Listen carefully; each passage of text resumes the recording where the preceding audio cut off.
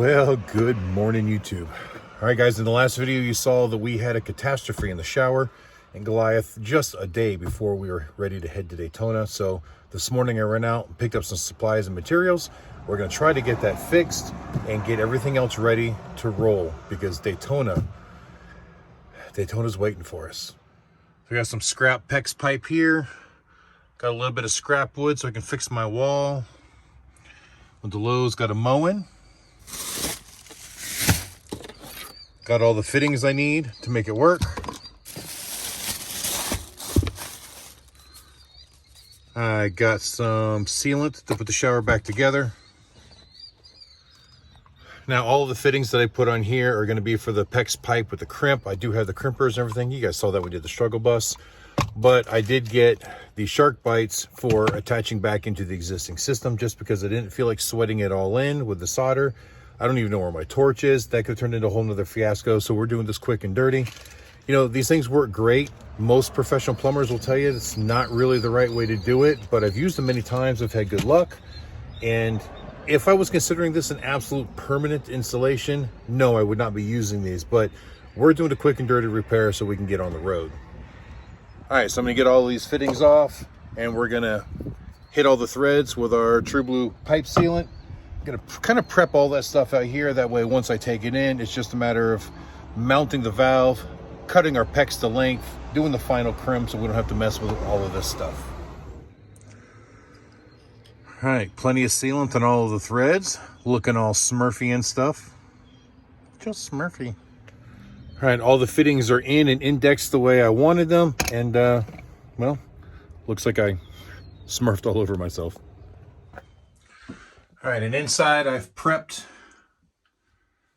and cleaned and deoxidized all of my connections.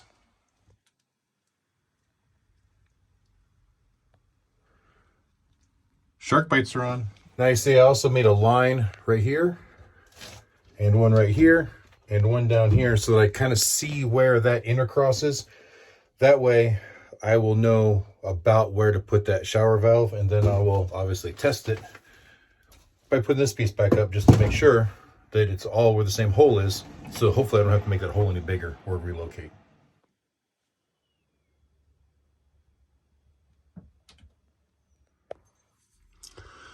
All right, guys, it is all installed. Do our quick little go, no-go check. Make sure that the crimp is right. It's all looking good. So now we'll go grab the handle. That way we can do a quick test, make sure nothing leaks before we close up the wall.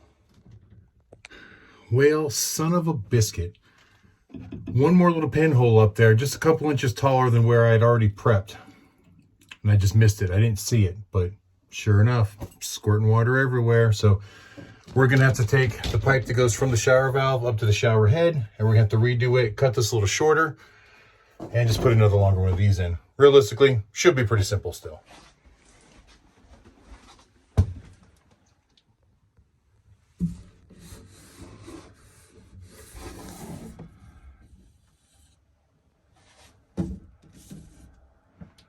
Okay, well, I've promptly got that repaired, and so far it looks like no leaks, but it looks like my quick and dirty repair wasn't quite as quick and a little dirtier than I hoped. So now I'm going to try to bleed the air out of the system. That way we get a full pressure test, and I'll check everything else. Also, the other sinks, the toilet, so on and so forth, make sure there's no other leaks anywhere before we start buttoning stuff up.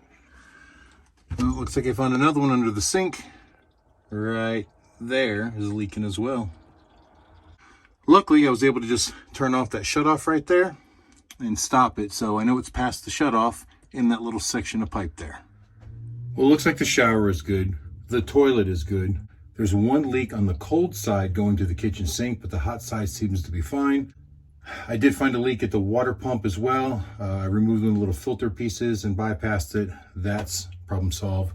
But this is my real big problem. Here's my bathroom sink. That's all I'm getting is this teeny tiny little trickle out of it. Now that's with both the hot and the cold going full blast.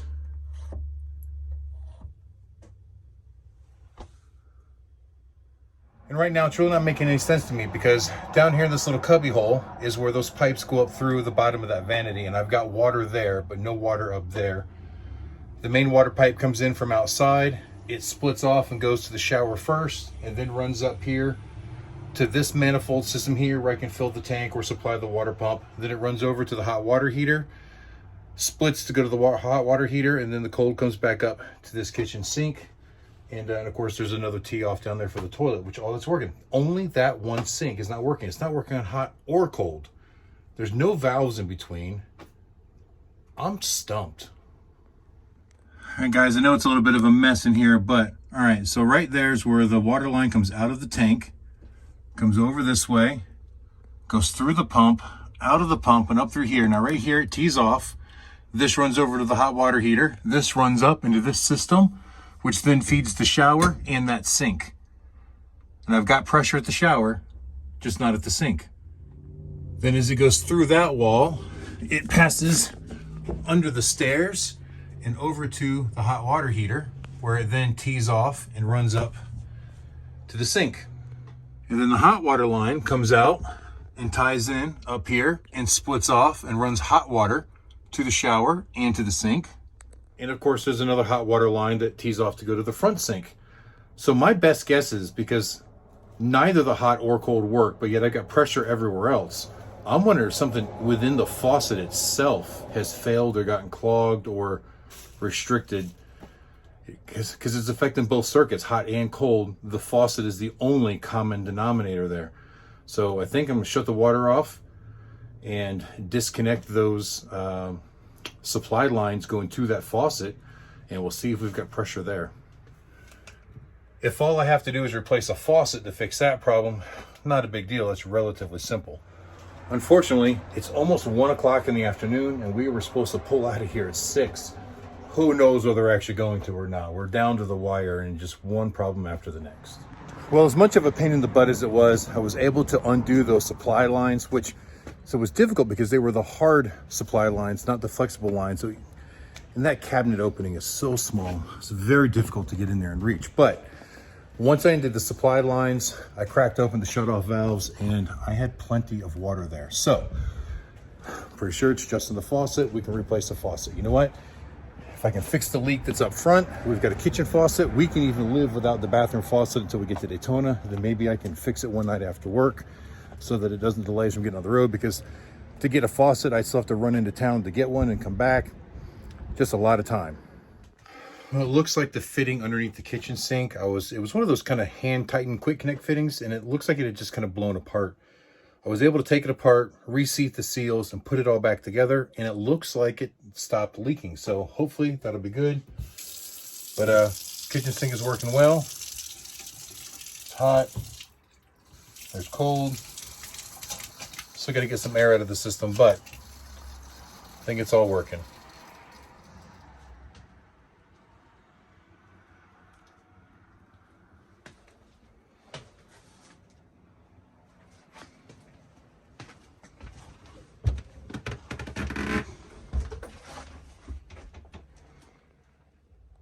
Now that everything seems to be working other than this bathroom sink, I've got one heck of a mess in here, and we've only got a couple hours till we were scheduled to pull out. So I need to get this cleaned up. That way we can take the other things at home and get them loaded into Goliath, probably eat some dinner, take a shower, and hit the road. I threw in a couple pieces of Deadwood in here just so I've got a place to set my cutouts back in. Now I'll slap those back on. All right, guys, shower is all in and installed. Got the door resecured and most of it cleaned out. Now I'm still gonna need to do a final clean on this, and then I'm gonna have to go back and re-caulk all of these seams and seals ready to pull this door out. It's gonna be a pain in the butt. I'll probably wait till I get to Daytona for that, because it's gonna need time to dry out before I can actually do that. So for now, I'm gonna start cleaning up all my tools and my mess. We're gonna finish getting this thing loaded, and we're gonna get headed to Daytona. So hopefully the next video you will see will be us en route on the way to Daytona. Remember, we will be there opening on Thursday, March 2nd, all the way through Saturday, March 12th, I think it is. I believe so. Well, guys, I hope you enjoyed the video. Definitely not the video I was planning on making on this Sunday before we head to Daytona, but it had to be done. So thank you for suffering with me through all these headaches. I greatly appreciate it. And until the next time we see you, keep those engines running.